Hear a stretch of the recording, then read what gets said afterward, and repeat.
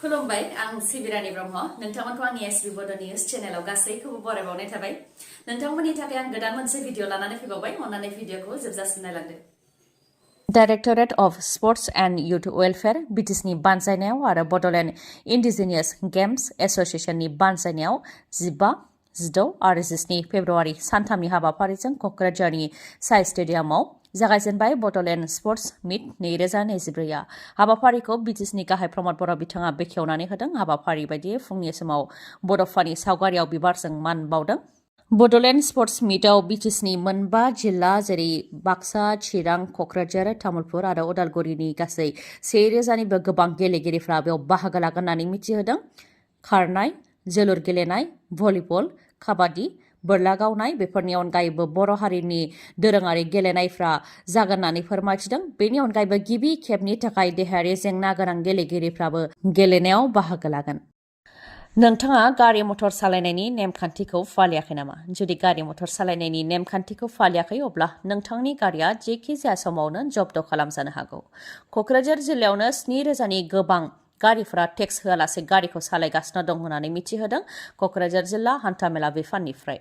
क'क्राझार जिल्लायावनो 6,50,00,000 रां टेक्सनि रां मोननो गोनां दं बेनिखायनो जायफोर बिथांमोनहा गारिनि टेक्स होआलासे गारि सालायगासिनो दं बिथांमोनहा जाहाथे गाव गावनि होनो गोनां टेक्सखौ थाबैनो होयो बेनि थाखाय खावलायहरदों नङाबा बिथांमोननि गारिखौ जब्द खालामनाय जागोन आरो बेनि थाखाय पुलिस आरो ट्रान्सपर्ट बिफाना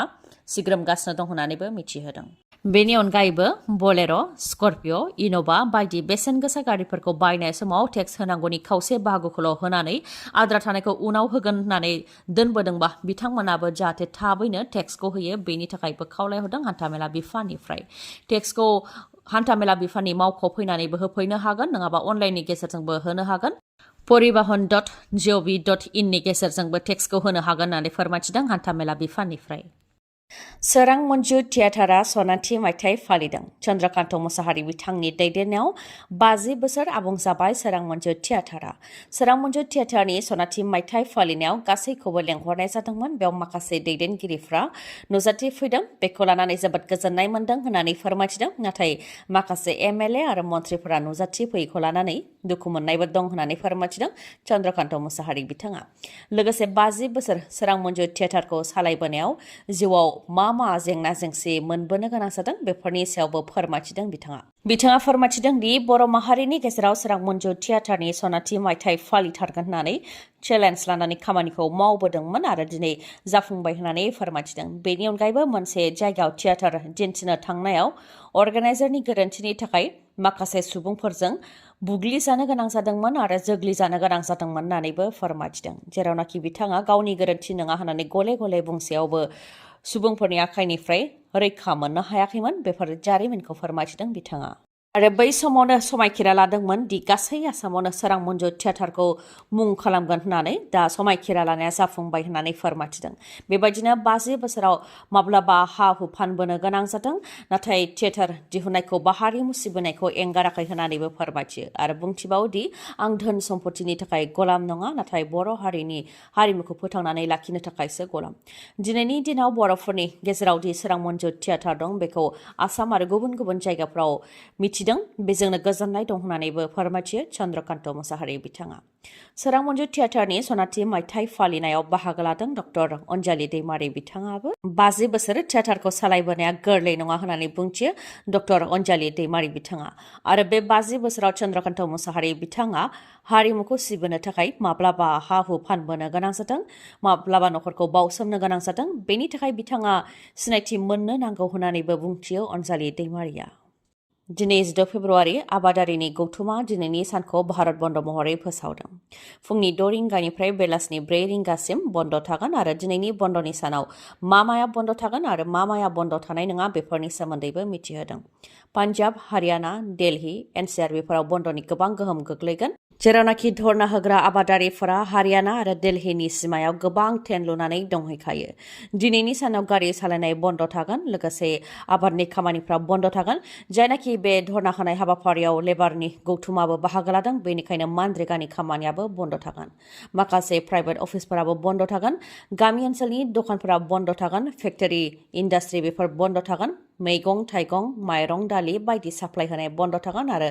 बायनायाबो बन्द थागोन गुबुन फारसेथिं इमार्जेन्सि सार्भिस जेरै एम्बुलेन्स मुलिनि गला हाबा हुखा बायदिफ्रा बन्द थानाय नङा जायनाखि दिनैनिफ्रायनो रायजोआव मेट्रिक आनजाद जागोन बेनिखायनो बिथांमोननि थाखाय जेबो हेंथा जानाय नङा होननानैबो मिथिहोदों संयुक्त किसान मर्चानि बानजायनायाव 200नि गोबां आबादारिफोरनि गौथुम आरो गुबुन गुबुन आफादफोरा बे धरना होनायाव बाहागो लागोन बिथांमोननि माखासे दाबिफोरा जाहैबाय मिनिमाम सापर्ट प्राइस एमएसपि अदेबानि सोरखारनिफ्राय खमसे खम थोजासे बेसेन मोननो हानाय क्रप इन्सुरेन्स अदेबानि आबादनि बेलायाव इन्सुरेन्स मोननाय आबादारिफोरनि दाहारखौ रेहाय होनाय मोब्लिबनि बिलखौ जाहाथे बांहोआ स्मार्ट मिटार जाहाथे लागाया न'नि खामानि गलानि खामानि आरो आबादनि खामानिनि थाखाय जाहाथे 300 इउनिटसिम मोब्लिबखौ बेसेन नाङै खालामनानै होयो बेनि थाखाय दाबि दैखांदों बेफोरनि अनगायैबो माखासे दाबिखौ लानानै आबादारिफोरनि गौथुमा बे धरना होनाय हाबाफारिखौ लादों संयुक्त किसान मर्चा आरो सेन्ट्रेल ट्रेड इउनियन जयै लोगो नांनानैनो दिनैनि भारत बन्दखौ फोसावदों दिनैनिफ्राय जागायबाय मेट्रिक आनजादा 16 फेब्रुवारिनिफ्राय लानानै 4 मार्चसिम जागोन मेट्रिक आनजादा गासै 4,27,000निबो गोबां बिजाथिफोरा मेट्रिक आनजादखौ होगोन देग्लायनि मेट्रिक आनजादाव OMR शीटआव फिननायखौ होनाय जागोन मोनब्रै आयदा जेरै इंराजि सानखान्थि बिगियान आरो समाज बिगियान बे मोनब्रै आयदायाव 50% सोंनायनि फिननायखौ OMR शीटआव होनाय जागोन 1 नाम्बार सोंनायनि फिननायखौ OMR शीटनि गेजेरजों होनो गोनां जागोन मिथिहोनो गोनांथि OMR शीटआव गाव गावनि मुं लिरनाय थाखागोन बेनि अनगायैबो आद्रा थानाय 50%नि सोंनायनि फिननाय होनो थाखाय फिननाय लिरनो थाखाय खाथा मोनगोन बेयाव लिरनो नांगोन सम मथे जाहाथे आनजादनि फिथाइखौ होनो हायो आरो आनजादनि फिथाइ फोसावनायाव जाहाथे जेबो गोरोन्थि जाया बेनि थाखायनो OMR शीटनि गेजेरजों फिननाय होनाय जादों बेनि अनगायैबो साख्रिनि थाखाय OMR शीटनि गेजेरजों फिननायखौ होनो गोनां जायो बेनिखायनो लाइमोन फरायसाफोरनि गेजेराव जाहाथे OMR शीटखौ लानानै सांग्रांथि होनो हायो बा थाग थियारि खालामनो हायो बेनि थाखायबो मेट्रिक आनजादाव OMR शीटनि गेजेरजों फिननाय होनाय जादों होननानै मिथिहोदों नोंथांनि बेसेन गोसा भटआ सोरनियाव थांगोन लोकसभा बिसायख'थिखौ लानानै बिटिसिआव साखाफारा जाबाय क'क्राझार लोकसभा बियाबाव UPPL दोलोजों जुजिनो हानाय रावबो बिजाथि गैया बे दाबिखौ खालामदों UPPL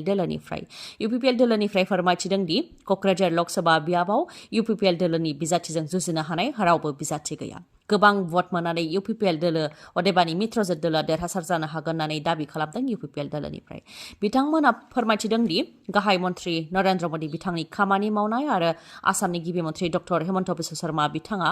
जि मिशन भिजननि गेजेरजों गासै आसामखौ जौगाहोनो थाखाय खामानि मावदों बेफोर गासैखौ नायनानै क'क्राझार लोकसभा बियाबाव UPPL दोलोखौ देरहाहोगोन आरो गोबां भट मोननानैनो UPPL दोलोआ देरहागोन होननानैबो बुंथिदों बिथांमोनहा फोरमायथिनो गोनांदि 13 नं चिरां ब्लक UPPLनि बानजायनायाव बामुनगाव गेलेग्रा फोथाराव जयनिं हाबाफारि लादोंमोन जेराव 2,000नि गोबां BPFनि मददगिरिफ्रा UPPL दोलोआव हाबदों होननानै फोरमायथिदों UPPL आरो BJPनि जथाय सोरखारा बिटिसिआव गोजोन आरो रैखाथि लाबोनो हानायनि थाखायनो सुबुंफोरा UPPL दोलोआव हाबदों होननानैबो फोरमायथियो बिथांमोनहा बे जयनिं हाबाफारि बा हेफाजाब होनाय हाबाफारिनिफ्रायनो UPPL दोलोनिफ्राय बुंथिदों दि क'क्राझार लोकसभा बियाबाव UPPL दोलोजों जुजिनो हानाय रावबो बिजाथि गैया आरो UPPL दोलो अदेबानि मित्रजोट दोलोआनो गोबां भट मोननानै देरहासार जानो हागोन होननानैबो दाबि खालामदों UPPL दोलोनिफ्राय 52थि दुलाराय बर' फरायसा आफादनि गायसनथि सानखौ दाब दाब जायगायावनो फालिदों सालबारि कलेजावबो 52थि दुलाराय बर' फरायसा आफादनि गायसनथि सानखौ फालिदों जेराव बाहागो लादों दिपेन बर' बिथाङाबो 1967 मायथाइनि 15 फेब्रुवारियाव क'क्राझारनि ट्राइबेल रेस्ट हाउसआव दुलाराय बर' फरायसा आफादा जोनोम जादोंमोन हारि अनफावरि गेदेमा बिथांमोननि नाजानायावनो दुलाराय बर' फरायसा आफादा जोनोम जादोंमोन होननानै फोरमायथिदों बड'फा उपेन्द्रनाथ ब्रह्म बिथांनि बर' हारिखौ गेरेमसा हारि दानायनि जि थांखि बेखौ बिथा खालामनानै बर' हारिनि रैखाथिनि थाखाय सिनायथिनि थाखाय आरो थामोनथानि थाखाय थांनाय 52 बोसोरनिफ्रायनो दुलाराय बर' फरायसा आफादा खामानिखौ मावबोदों होननानैबो फोरमायथियो दिपेन बर' बिथाङा बेनिखायनो 52थि दुलाराय बर' फरायसा आफादनि गायसनथि सानाव बड'फा उपेन्द्रनाथ ब्रह्मनो बिबारजों मान बावनायनि अनगायैबो दुलाराय बर' फरायसा आफादनि गायसनगिरि आरो आफादगिरि बानेश्वर बसुमतारी आरो गाहाय नेहाथारि खनकेश्वर नार्जारी बिथांमोननोबो बिबारजों मान बावनाय जादों होननानै फोरमायथिदों बिथांमोनहा सोरगोआव जाहाथे आलो गोजोन जायगा मोननो हायो बेनि थाखायबो आरज गाबनाय जादों होननानैबो फोरमायथिदों दिपेन बर' बिथाङा दिनैनि भिडिअ एसेनोसै गाबोन आरो गोदान भिडिअजों लोगो मोनफिनबावगोन नोंथाङा दासिमबो आंनि चेनेलखौ साबस्क्राइब खालामाखैबा अन्नानै साबस्क्राइब खालामदो लोगोसे लाइक कमेन्ट आरो शेयार खालामनो दाबाव गोजोन्थों